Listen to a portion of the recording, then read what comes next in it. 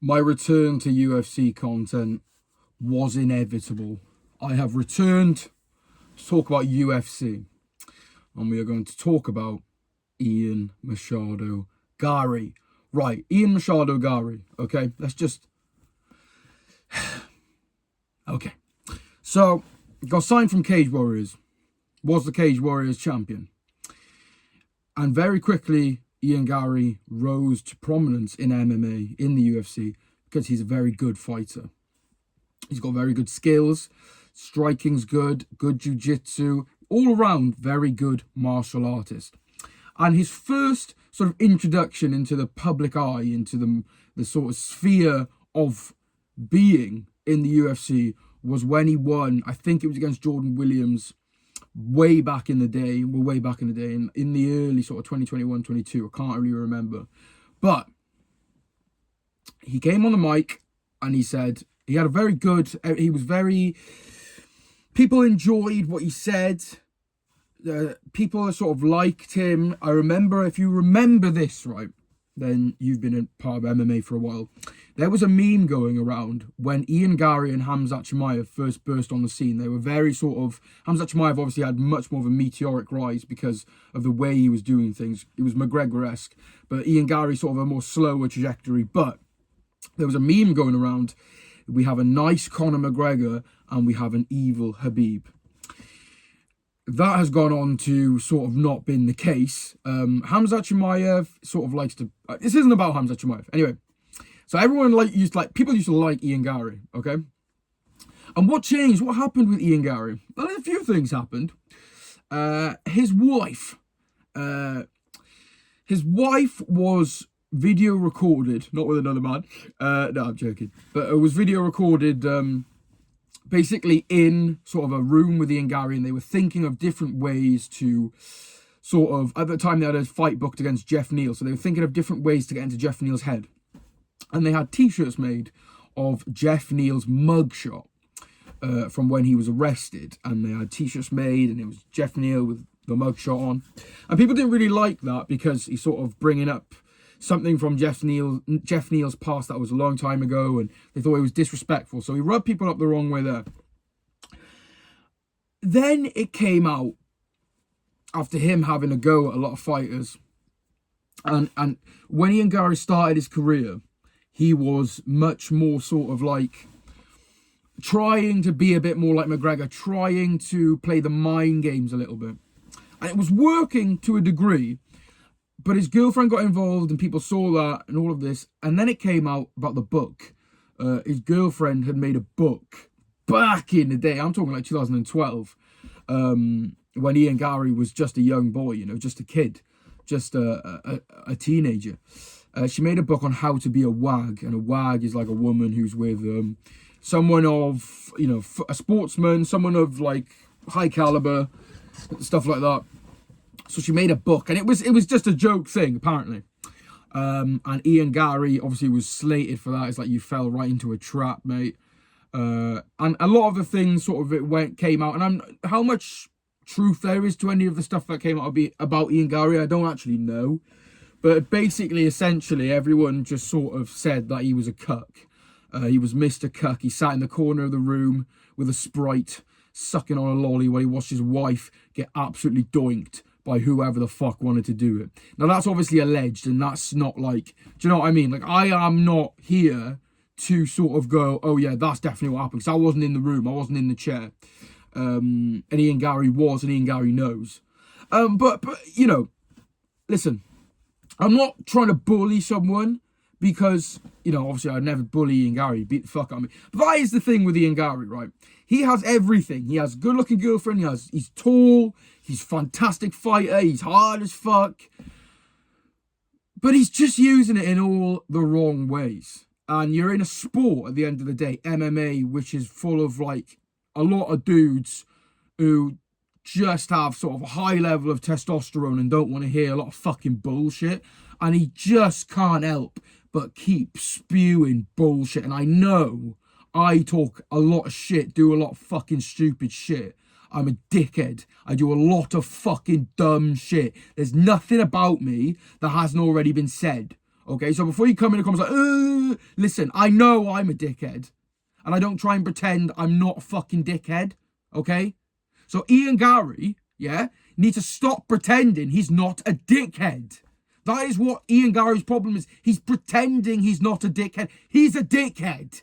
And when dickheads try to pretend that they're not dickheads, that is what people don't like. If you're a cunt, be a cunt. Wear it on your chest. Say it out loud. But never try and portray yourself as not a cunt. But on the other hand, Ian Gary's a very good fighter. So, yeah, I don't know. To be honest with you, I just wanted to talk about a bit of MMA. And I'm up. I haven't slept in fucking days. No, I've slept. I slept a really long shift. I slept a lot.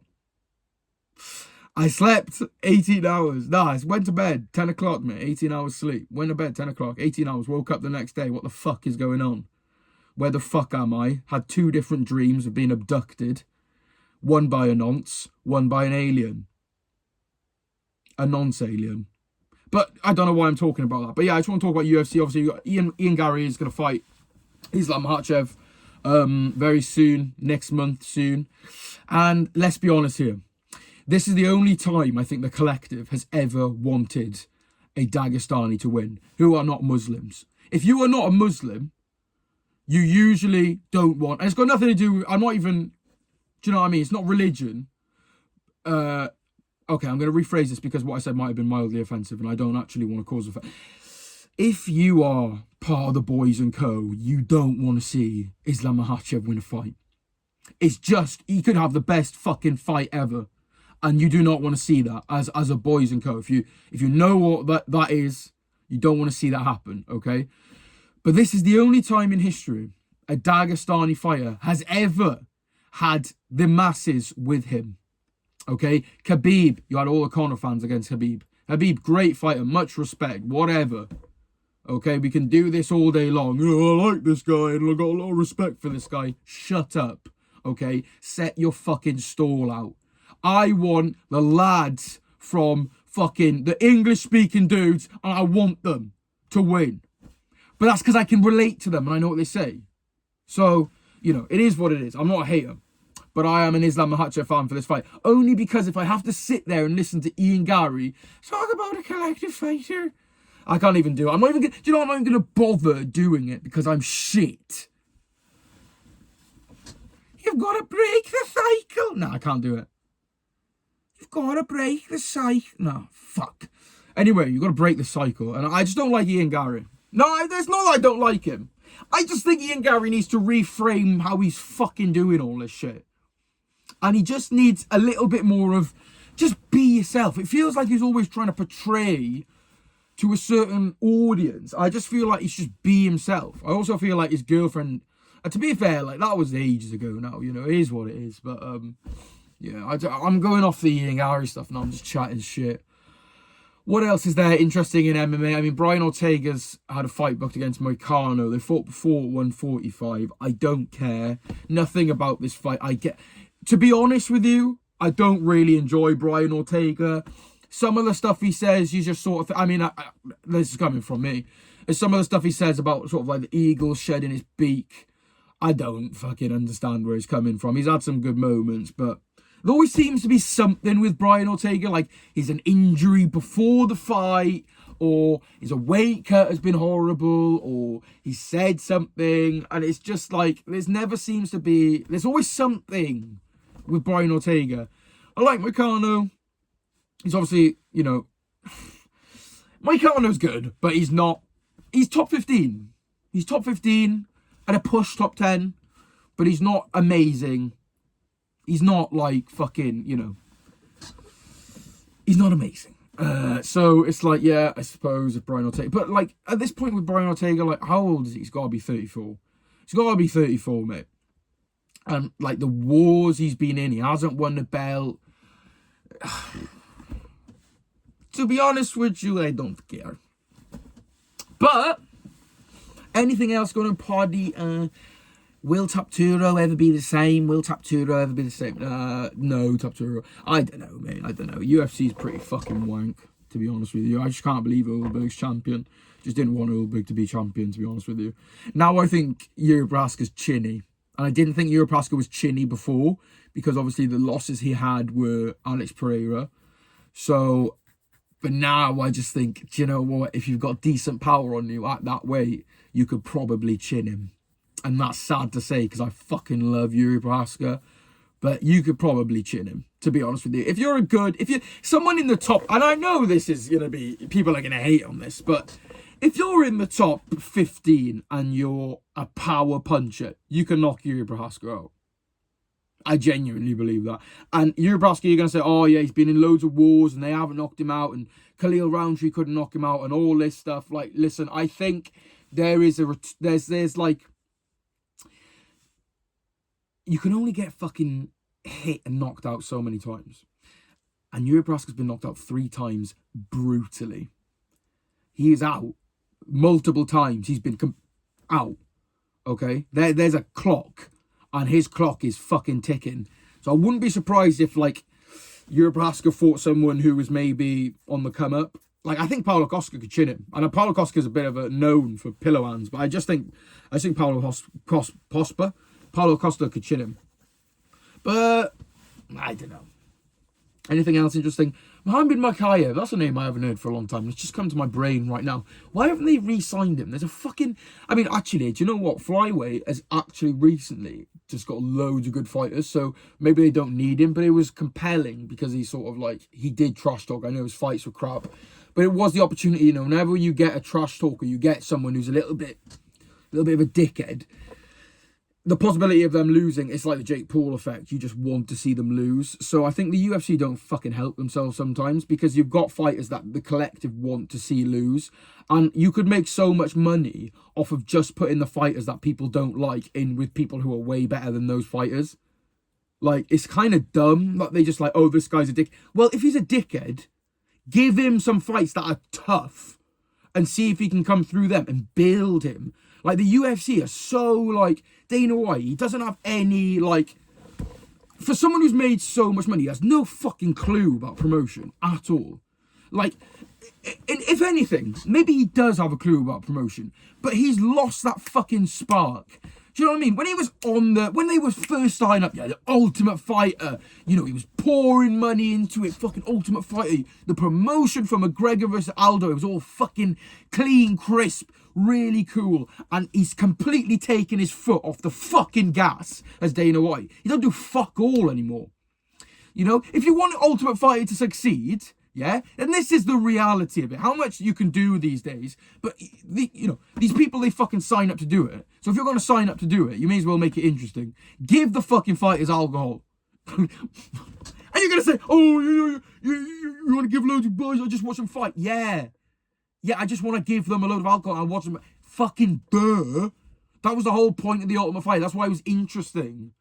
You know, you could go back and watch Tony Ferguson get fucking obliterated on alcohol, make an absolute fool of himself, have to apologise to the whole Ultimate Fighter team. Do you know what? That puts Tony Ferguson on the fucking map. It's a series of small things that make a fighter. And you have to lay the foundations. And the Ultimate Fighter and the UFC as a whole, fighting is a rough sport. Fighting's a dodgy sport.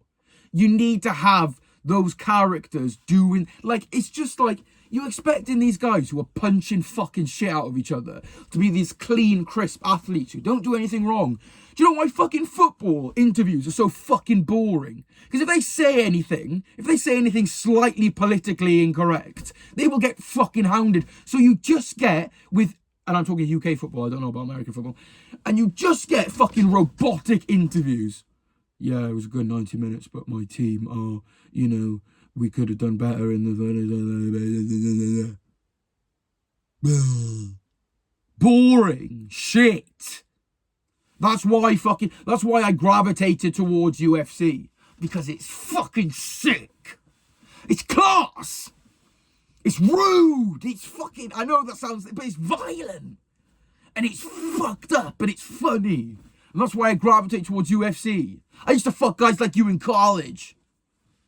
Hey, take care of your underwears. I'm gonna fuck you, man. These are fucking moments that we need. as fighters, and my blood sugars are going high. I'm getting so passionate about this, man. But anyway, that was Arthur's UFC 15 minutes of UFC bullshit. Let's go. It's a new series I've fucking just come up with on the fly because I can't sleep. Bitch, enjoy yourself. Enjoy the video. I'm going to make a fucking sick-ass thumbnail for this right now. You already